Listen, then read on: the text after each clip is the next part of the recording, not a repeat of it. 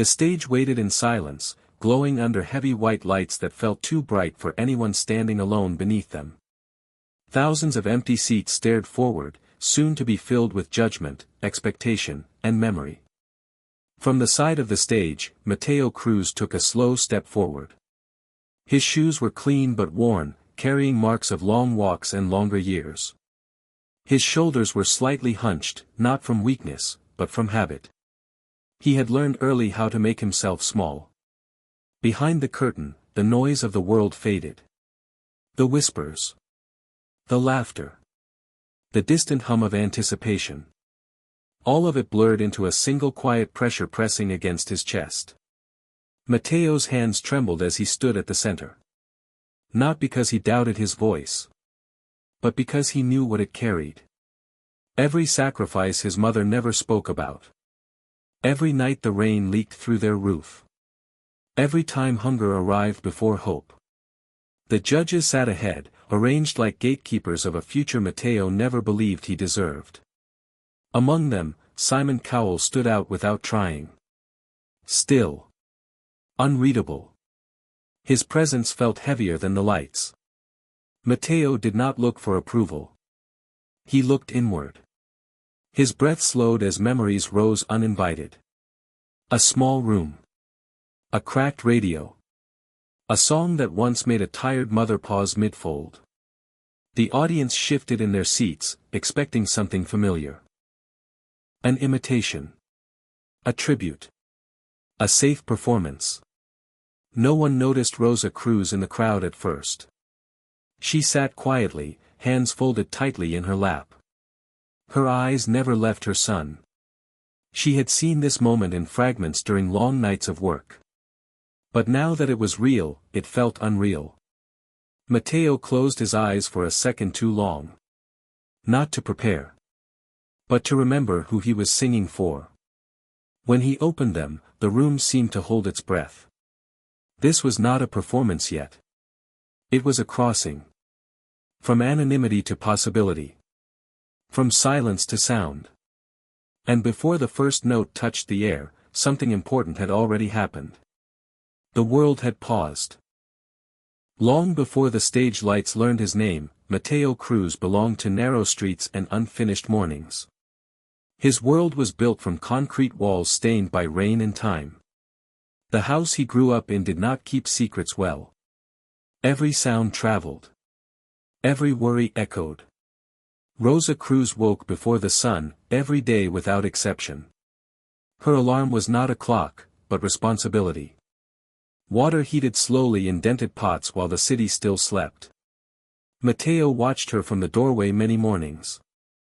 She moved with quiet purpose, careful not to wake him. Careful not to let him see how tired she was. Her hands told stories she never shared. Rough from soap. Marked by years of work that never seemed to end. Music entered Mateo's life by accident. An old radio rescued from someone else's trash. Its antenna bent, its sound imperfect. But when it worked, it carried something powerful. Elvis Presley's voice filled the small room like a visitor from another world. Strong and confident, yet touched with loneliness, Mateo somehow understood. He did not know the words, but he felt the weight behind them. The longing. The hunger to be seen. At first, Mateo sang only when no one could hear. Softly. Almost apologetically. His voice blended with the hum of ceiling fans and distant traffic. It never demanded attention. It waited for permission. Rosa heard him anyway. She never interrupted. Never praised. Never asked questions. She simply listened, as if afraid the sound might disappear if she moved. Nights became Mateo's sanctuary. The city quieted. Dreams grew louder. While others slept, his voice practiced surviving. It carried the weight of unpaid bills, shared meals, and unspoken hope. It learned patience before power. This was not training. This was endurance.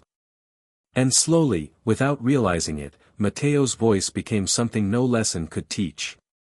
It became honest. The moment Mateo Cruz stepped fully into the light, the scale of the stage revealed itself. The floor stretched wider than the streets he grew up on. The ceiling felt impossibly high, like a sky he was not meant to reach. Rows of faces blurred together.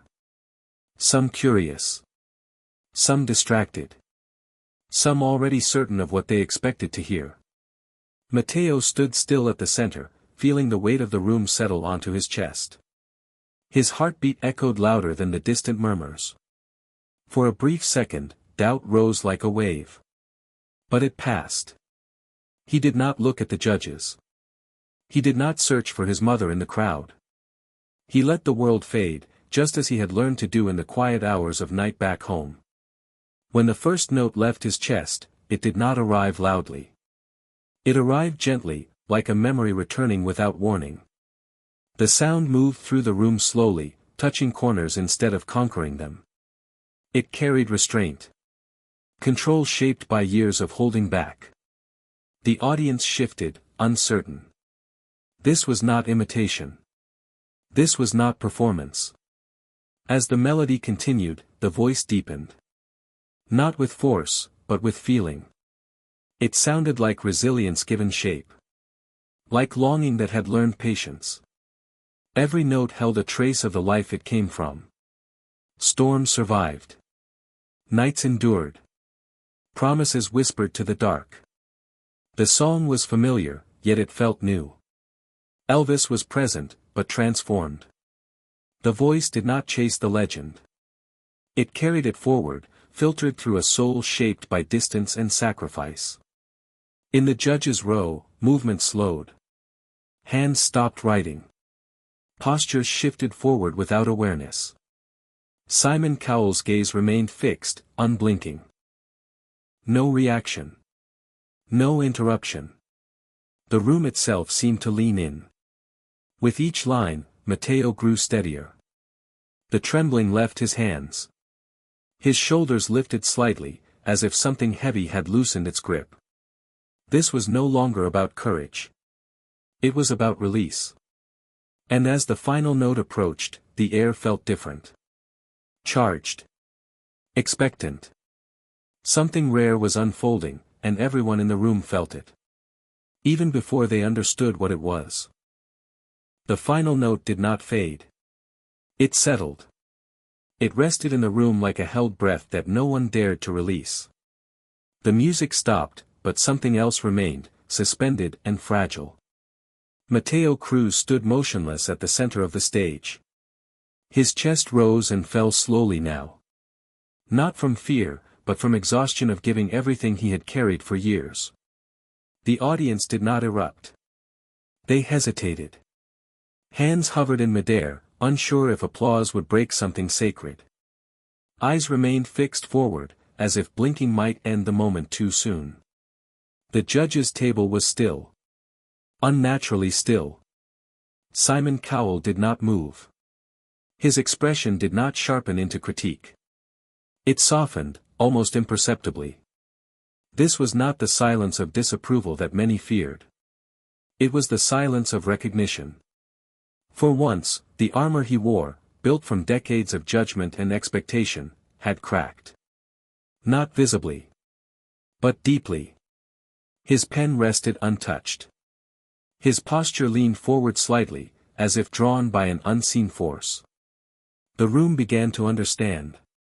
Something had been felt before it could be analyzed. This performance had bypassed technique. Bypassed comparison. Bypassed legacy. It had gone straight to memory. The silence stretched longer than comfort allowed.